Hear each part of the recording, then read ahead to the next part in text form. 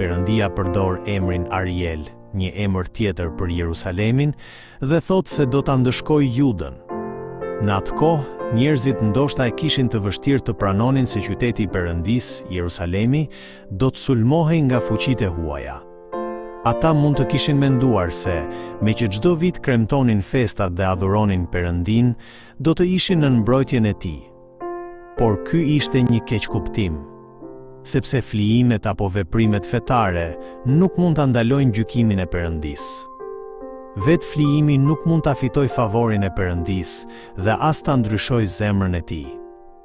Ajo që i pëlqen Perëndisë nuk është një veprim fetar thjesht formal, por një jetë e drejtë dhe e bindur ndaj tij.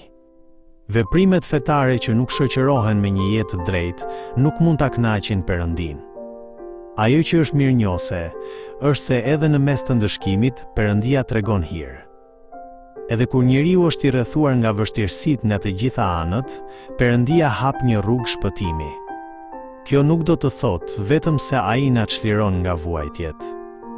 Është edhe hiri i Perëndisë, i cili dëshiron që, edhe përmes ndëshkimit, njerëzit e pabindur të kuptojnë gabimet e tyre dhe të kthehen tek ai. Në pjesën e dytë të tekstit, përmenden dy arsye pse populli i Perëndisë, megjithse ishte populli i tij, nuk kishte si t'i shpëtonte ndëshkimit. Arsyeja e parë ishte se ata ishin bërë të verbër shpirtërisht. Për shkak të qëndrimit të tyre indiferent ndaj fjalës së Perëndisë, ata jetonin në padije shpirtërore. Prandaj nuk kishin zgjidhje tjetër veçse të ecnin duke u penguar, si të verbër. Zbulesa e Perëndisë ishte bërë për ta si një libër i vulosur, dhe ata nuk mund të fitonin më një kuptim të vërtet shpirtëror.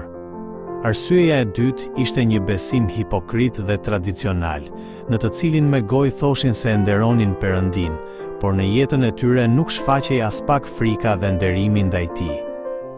Me buzë thoshin se i shërbenin Perëndisë, por me jetën e tyre nuk e pranonin Perëndin si Zot.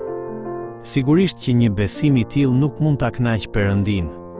Nëse Perëndia do ta pranonte një besim të tillë hipokrit, atëherë ai që ne besojmë nuk do të ishte Perëndia i vërtet.